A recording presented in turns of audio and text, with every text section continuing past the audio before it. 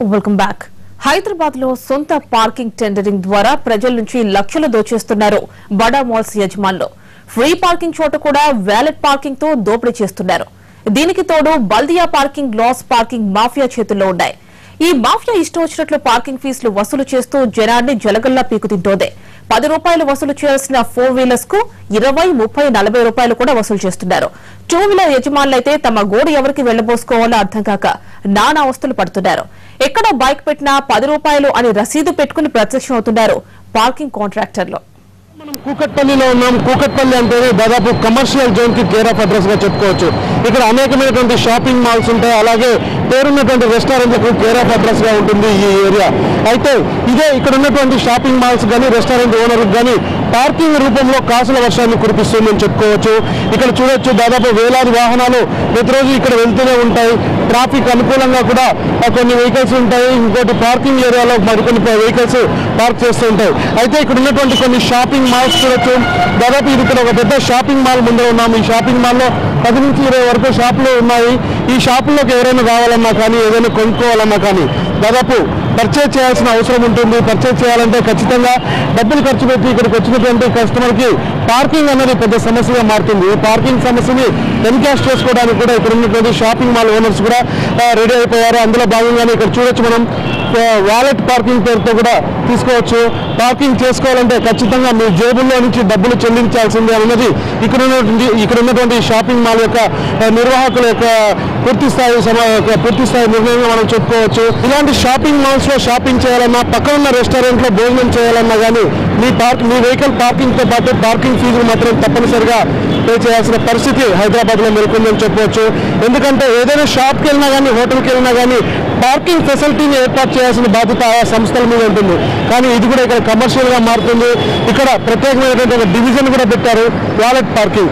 Valet parking అంటే అయితే మీకు ఇష్టం ఉంటే ఇవ్వచ్చు, లేకపోతే మేము బలవంతంగా వసూలు చేసే ప్రసక్తి లేదని చెప్పి ఇక్కడ ఉన్నటువంటి సంస్థ నిర్వాహకులు చెప్తున్నారు. అయితే ఖచ్చితంగా ఏదైతే ఇక్కడ ఉన్నటువంటి వాహనాలు ఉన్నాయో ఇవన్నీ కూడా పార్కింగ్ ఛార్జెస్ వసూలు చేస్తున్నటువంటి ప్రాంతాలుగా మనం చెప్పుకోవచ్చు. తమ దగ్గరకు వచ్చే కస్టమర్లకి డబ్బులు పార్కింగ్ ఫెసిలిటీస్ ఏర్పాటు చేయాల్సినటువంటి సంస్థలు మాత్రం వాటిని మర్చిపోయి వీటిలో కూడా ఎన్కాష్ చేసుకుంటున్నారన్న దానికి ఇది కూడా ప్రత్యక్ష ఉదాహరణ చెప్పుకోవచ్చు. గంటకి ఎంత వసూలు చేస్తారు మీ దగ్గర పార్కింగ్ డీటెయిల్స్? మా దగ్గర పార్కింగ్ డీటెయిల్స్ ఇవి గంటకనేది లేవు, ఎంత వస్తే అంత. ఎన్ని బండ్లు వస్తాయి అంత వచ్చు. ఎన్ని బండ్లు వస్తాయి? 10, 20, 30, 40, 50 దాకా వస్తాయి. రిజర్వేషన్ కౌంటర్లో పెట్టుకోకూడదు కదా? మరి పెట్టింది కదా, రైల్వే వాళ్ళు ఇచ్చారు కదా. రైల్వే వాళ్ళు ఇస్తే తీసుకున్నారు. అంటే ప్రైవేట్ వాళ్ళు కదా? రైల్వే వాళ్ళ దగ్గర ప్రైవేట్ వాళ్ళు టెండర్ తీసుకుంటారు. వాళ్ళ దగ్గరికి మేము తీసుకుంటాం. 500-600 వస్తాయి. ఇది అంతే, 500-600 వాళ్ళు ఎంత కట్టుకుంటే అంతే. పార్కింగ్ ఛార్జెస్ వసూలు చేయడం బట్టి హైదరాబాద్లో పార్కింగ్ ఛార్జెస్ ఎక్కువ కదా? టూ మచ్, చాలా టూ మచ్ అండి. ఎట్లా అంటే 5 రూపాయల పనికి 10 రూపాయలు ఛార్జ్ ఎక్స్ట్రా అన్నమాట. మనం ఒకవేళ 5 రూపాయలు తీసుకోవడానికైనా సరే 10 రూపాయలు పే చేయాల్సి వస్తుంది. ఎక్కడనే కాదు, ప్రతి దిక్కున అంతే. గవర్నమెంట్ ఎంత ఫేవర్ ఉన్నా ఇది ఎక్కువ అయిపోయింది అనమాట. ఇప్పుడు ఎంత నీట్గా మెయింటైన్ చేస్తున్నా సరే ఇది హెడేక్ కింద తయారైంది. అందుకని కేసీఆర్ గారు ఏదైనా నిర్ణయం తీసుకొని పబ్లిక్కి యాక్టివ్గా పనిచేయాలి. ఇది ఒక్కటే మా రిక్వెస్ట్. ప్రతి దిక్కున 10 రూపీస్ తక్కువ లేదు. అందుకని ఇప్పుడు మనం 10 రూపాయలు, 5 రూపాయలు ఏదైనా మెడిసిన్ కొందరన్నా సరే 10 రూపాయలు దీనికి పే చేయాల్సి వస్తుంది. ఎందుకంటే మధ్యలో బోర్డులు పెట్టేశారు, 5 కిలోమీటర్స్, 10 కిలోమీటర్స్ 1000 రూపీస్ ఫైనల్. ఎందుకంటే గవర్నమెంట్కి మనం రెస్పెక్ట్ ఇస్తున్నప్పుడు మన పబ్లిక్ కూడా ఉండాలి కదా అట్లీస్ట్ ఏదైనా.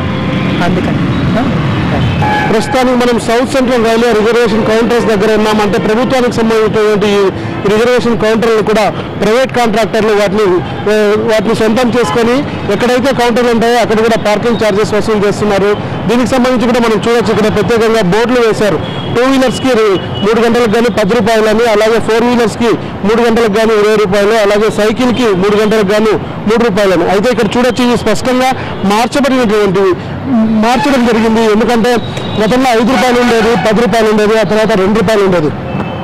ఓవరాల్గా చూస్తే కొద్దిమంది కాంట్రాక్టర్లు సౌత్ సెంట్రల్ రైల్వే దగ్గర నుంచి తీసుకున్నటువంటి ఈ బిడ్డింగ్స్ నుంచి కూడా భారీగా సంపాదిస్తున్నారని చెప్పుకోవచ్చు. వాళ్ళకి ఇష్టమైనటువంటి రీతిలో రేట్లు మార్చుకున్నారు. రేట్లు మార్చి గంటలకింత అని చెప్పి కూడా ఆదాయం వసూలు చేయడం జరిగింది.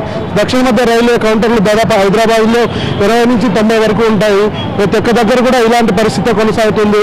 ఇక్కడ రోజుకు దాదాపు 50 నుంచి 100కు పైగా వాహనాలు వస్తుంటాయి. ఈ ఆదాయాన్ని కూడా ఏదైతే కాంట్రాక్టులు దక్కించుకుంటున్నారో ఈ ఆదాయాన్ని కూడా వారు ప్రభుత్వానికి చెల్లించకుండా ప్రైవేట్ కాంట్రాక్టర్ల జోలికి వాళ్ళ చేతుల్లోకి వెళ్తుందన్నది ముఖ్యమైనటువంటి ఆరోపణలు ఉన్నాయి. దీనిపైన సౌత్ సెంట్రల్ రైల్వే వాళ్ళు క్లారిటీ ఇచ్చినా కానీ ముఖ్యంగా ప్రైవేట్ కాంట్రాక్టర్ల చేతిలో చిక్కుకుపోవడం మూలంగా పార్కింగ్ దందా అధికంగా ఉంటుందని చెప్పి ఇక్కడ ఉన్నటువంటి వాహనదారులు అంటున్నారు. ఇంకోటి ఏంటంటే యాక్చువల్గా పార్కింగ్ వాళ్ళలో చాలామంది లైసెన్స్ దాంట్లో లేరు. బిల్ ఇచ్చినా దానికి లైసెన్స్ కోడ్ ఉండదు. జనరల్గా లైసెన్స్ నెంబర్ అనేది ఉంటుంది కదా పార్కింగ్ దాంట్లో, ఆథరైజ్ పార్కింగ్ ఏజెన్సీ అయితే. దానివల్ల చాలా ఇబ్బంది ఉంది. గంటకు 10 రూపాయలు. మీరు మామూలుగా ఎక్కడైనా ఏదో పని మీద వెళ్తే ఎంత ఖర్చు పెట్టాల్సి వస్తుంది? నేను ఆఫీస్ ఫీల్డ్ మీద తిరుగుతాను. డైలీ నేను ఒక 10-15 కాల్స్ చేస్తాను. సుమారు 70 నుంచి 80 రూపీస్ ఖర్చు డైలీ పార్కింగ్. రెస్టారెంట్కి వెళ్ళినా కానీ వాళ్ళ సర్వీస్ ఫ్రీ ఇవ్వాలి, కానీ ఇక్కడ వసూలు చేస్తాను. రెస్టారెంట్స్ అంటే దానిపైన ఐడియా లేదు కానీ నాకైతే ఎక్కువ మటుకు ఆఫీసెస్ ప్రకారంగా చూసుకుంటే మాత్రం చాలా ఇబ్బంది. ఇప్పుడు పెయిడ్ పార్కింగ్ ఉంటుంది. పెయిడ్ పార్కింగ్ మనకు చాలా ఇబ్బంది. వెహికల్స్ పార్క్ చేసుకోవడానికి ఎక్కడ ప్లేస్ లేదు. యాక్చువల్గా 5 రూపాయలు గంటకు 10 రూపాయలు 20 రూపాయలు మీ కార్ పార్కింగ్ చేయాలన్నా కానీ అట్లా భారీగా డబ్బులు వసూలు చేస్తున్నారు. దీంతో మీరేమంటారు? పార్కింగ్ ప్లేస్ సెపరేట్గా పెట్టి వసూలు చేసినా బాగుంటుంది, కానీ నడు రోడ్ల మీద పెట్టి ఒక గంట దగ్గర పెట్టి వసూలు చేయడం అనేది సమంజసం కాదు. ఎందుకంటే ఈ రోజుల్లో వెహికల్ లేని వ్యక్తి అంటూ ఉన్నాడు. వెహికల్ పెట్టుకోవడానికి గవర్నమెంట్ స్థలం చూపించాలా, అటువంటిప్పుడు వసూలు చేసినా కొద్దిగా దాంట్లో సమంజసంగా ఉంటుంది.